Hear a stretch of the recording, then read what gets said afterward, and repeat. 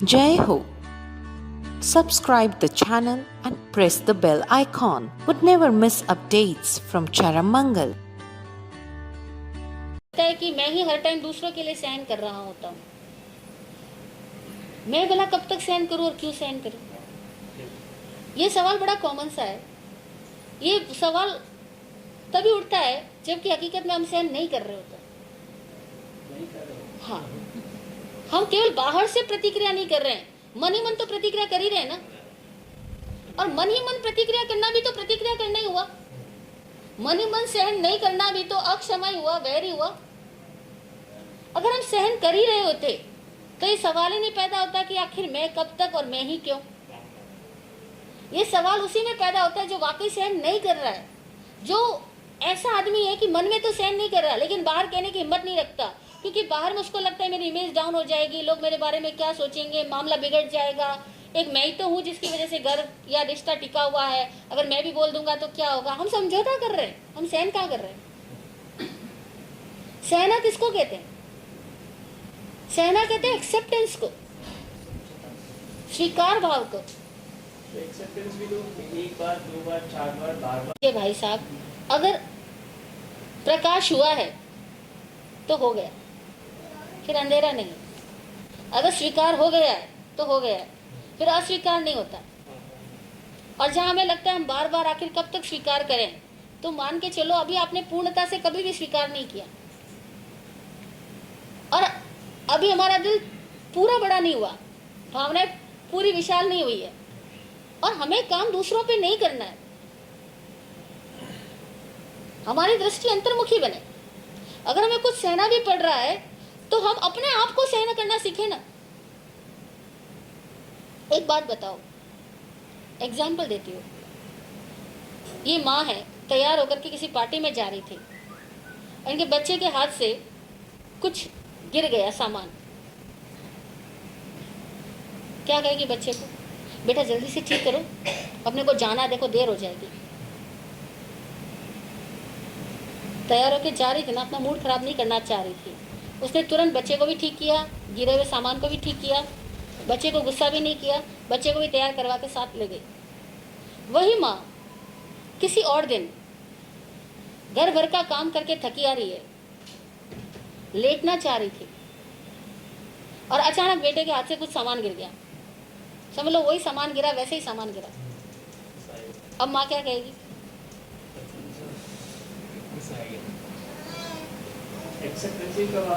अब गुस्सा करेगी। आपने कब एक्सेप्ट किया था और कब नहीं किया था, और क्यों एक्सेप्ट किया था? कारण खोजो। बेटे की तो गलती दोनों दिन सेम थी। सामान जो टूटा या बिखरा वो भी दोनों दिन सेम था, लेकिन जिस दिन आपका मूड सही था उस दिन आपने गुस्सा नहीं किया। जिस दिन आपका मूड खराब था उस दिन आपने गुस्सा किया और गुस्सा करते हुए कहा ये बेटा ही खराब है, ये गुस्सा दिलाता है। हकीकत ये नहीं है। हकीकत ये है कि जब आपका मूड सही होता है तो आप चुप रहते हो, सहन कर लेते हो। जब आपका मूड खराब होता है आप सामने वाले को दोष सुना के आ जाते हो और फिर कहते हो आखिर मैं कब तक सहन करूं। अपने मन का निरीक्षण करना भाई साहब। हो सकता है हम खुद को नहीं सहन कर पा रहे हो, इसलिए हमें लगता हो कि मैं दूसरों को कब तक सहन करूं। और जिस दिन आप खुद को सहना सीख जाओगे, आपके अंदर स्वीकार भाव आ जाएगा, जीवन के प्रति, वातावरण के प्रति, हालातों के प्रति स्वीकार भाव आ जाएगा। उस दिन ये मैं कब तक सहूं, आखिर क्यों, आखिर मैं ही क्यों, ये सारे सवाल नदारद हो जाएंगे। ये सारे सवाल केवल और केवल सशर्त सोच, सापेक्ष सोच, स्वार्थ युक्त सोच की वजह से पैदा होते हैं। जिस दिन स्वार्थ के रहित हो जाओगे उस दिन ये सवाल ही नहीं पैदा होगा कि मैं कब तक सहन करूं। उस दिन आपको लगेगा इट्स ओके, ऐसा भी है। अभी हम दूसरों की बात तो छोड़े, खुद को सहन नहीं कर पा रहे, इसलिए हमें लगता है हम दूसरों को कब तक सहन करें। पहले खुद को सहना सीखो, अपने मूड को ठीक रखना सीखो, अपने क्रोध को सहना सीखो कि जब आप में क्रोध आए तब आप दूसरों पे उगलोगे नहीं। ऐसा होता है, हमारे में क्रोध आता है फिर हम शांत रह पाते। तब जो सामने आया उस दिन उसकी क्लास लगी, जो सामने आया उस दिन उसकी क्लास लग गई। वे लोग नहीं कहते कि आखिर हम अपने भाई को कब तक सहन करें, वो भी तो कहते होंगे। और बड़ी मजे की बात, जिसको लगता है ना घर में कि मैं सहता हूँ, उसके प्रति लोगों को भी लगता है कि मैं उनको सहता हूँ। इसीलिए पूज्य विराट गुरु जी क्या करते, उनकी एक प्रार्थना है, प्रभु मैं करूं सबको सहन, सब जीव भी मुझे को सहे, ये लोक के सब भूत गण कण, वैर ना कोई लहे। प्रभु मैं करूं सबको सहन, सब जीव भी मुझको सहे। मैं भी सबको सहन करूं, सब मुझको सहन करें। ऐसा थोड़ी कि हमारे अस्तित्व लोगों को सहना नहीं पड़ रहा है। हम जहाँ बैठे उस धरती माता को भी सहन करना पड़ रहा है, हमारा अस्तित्व। जिस गादी पे बैठे उस गादी को भी सहना पड़ रहा है, इन हवाओं को भी सहना पड़ रहा है। हमारे शरीर को टकरा करके जो हवाएं छू करके निकल रही है, वो भी हमारे शुभ अशुभ विचारों से प्रभावित हो रही है। हमारे शुभ विचार है तो हवा को भी मजा आएगा,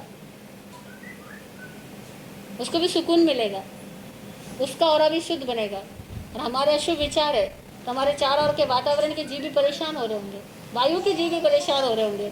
इस आदमी से टकरा करके मेरा अपना रंग रूप खराब हो रहा है। हमारा ऑरा अगर शुद्ध है तो हमारे पास अगर पेड़ पौधे भी बैठे हैं, वो भी खुश हो रहे हैं।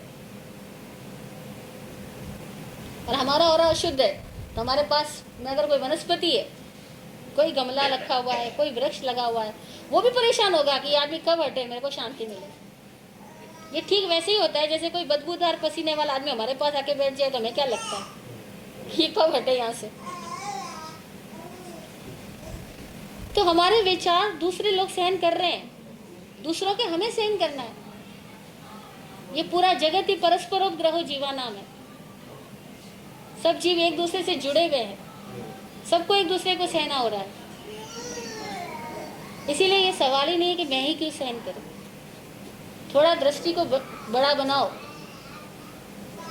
दृष्टि की संकीर्णता का त्याग करो, तो आपको पता लगेगा कि आपको कितने लोग सहन कर रहे हैं, नहीं कर रहे। जय हो। प्रश्न ये है कि गलती बताने वाले व्यक्ति पर डिपेंड करता है। अगर गलती बताने वाला बड़ा है तो हम सहन कर लेते हैं, वो बराबरी की एज का है तो हमारा ईगो हर्ट हो जाता है, सहन नहीं करते, हम स्वीकार कर लेते हैं, मान लेते हैं। ऐसा क्यों? ऐसा इसलिए क्योंकि हमारी दृष्टि ऐसी नहीं बनी है कि हम सर्वत्र गुण देखें। हमारी दृष्टि को हमें इस तरीके से ट्रेन करना है कि गलती चाहे कोई भी बताए, हमें अपने सुधार के लिए उसने हिदायत दी है ना, हम उसके लिए थैंकफुल बने। स्वेगडाम सूत्र में उल्लेख आता है, साधु को निर्देश देते हुए ऐसी गानियों की आज्ञा है कि हे साधु, तुझे अगर कोई गट्टी पीसने वाली औरत भी तेरी गलती बताए तो तू उसकी बात को भी ध्यान से सुनना। एक झाड़ू लगाने वाली तुम्हारे घर में जो सफाई करने वाली आती है, अगर वो भी तुम्हें अपनी गलती बता दे तो तुम उसकी बात भी ध्यान से सुनना और उसको भी थैंक यू बोलना। या अहंकार बीच में नहीं लाना। पापा मम्मी हमारी गलती बताए, हमें उनको भी थैंक यू बोलना, खुश मन से स्वीकार करना, ठीक है मैं अपनी गलती सुधारूंगा। सासू जी बोलेगी तो गुस्सा आता है, और मम्मी बोलेगी तो कोई गुस्सा नहीं आता। मन की अपेक्षाएं ही तो दुख देती है। मन ने जिसको मान लिया ये मेरा है, वो बोले तो हमें बुरा नहीं लगता। जिसको मान लिया ये पराया है, वो बोले तो बुरा लगता है। इसी का तो नाम संसार है। मेरा तेरा जहाँ होता है वही तो सांसारिकता है। इस सांसारिकता को तो हमें अपने अंदर से हटाना होगा ना। मेरा क्या तेरा क्या, लक्ष्य तो एक ही है कि हमारे कपड़ों की सफाई होनी, हमारे दिल की सफाई होनी, हमारी आत्मा की सफाई होनी। अब कपड़ों की सफाई आपने की तो क्या हुआ, सर्वेंट ने की तो क्या हुआ, धोबी ने की तो क्या हुआ, कपड़े साफ तो हुए। तो दृष्टि इस पे रखो कि कपड़े साफ हो, दृष्टि इस पे रखो कि दिल साफ हो। अब किसके निमित्त से हुआ उसको धन्यवाद दे दो, पर ऐसी दृष्टि बनाओगे तब होगा। इसीलिए हाँ मुश्किल है, थोड़ी देर बाद प्रतिक्रमण कर लो। ये प्रतिक्रमण किस लिए दिया? इसीलिए तो दिया कि जब कभी अतिक्रमण हो जाए, गलती हो जाए, फिर बाद में पता लगा कि मेरे से तो गलती हो गई, तो तभी भूल सुधार लो।